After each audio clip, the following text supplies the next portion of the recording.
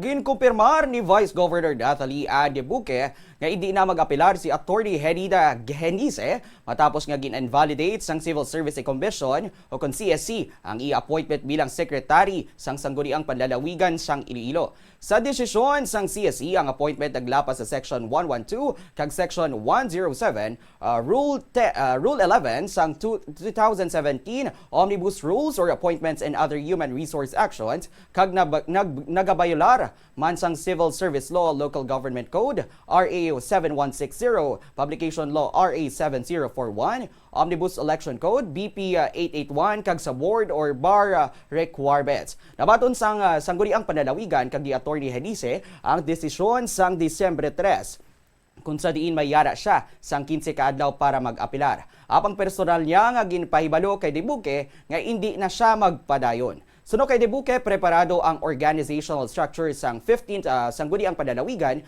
nga magdumala sang transisyon kag ila respeto ng ruling sang komisyon. Ginpabutyag man sini nga prioridad sang SP subong ang pagtapos sang nabilin nga ordinansa kag pag-atender sa mga hilingagawon nga ginpadala sang executive branch.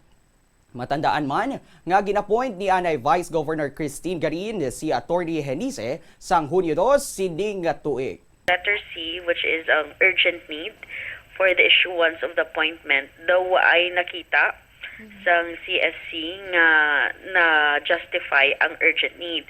Kaya although nga former Vice Governor Karin has submitted a justification citing the urgency for filing the vacant position, nakita nga sa records nga naglapse of more than 3 months between the final deliberations sang Human Resource, Merit, Promotion, and Selection Board and the issuance of the appointment.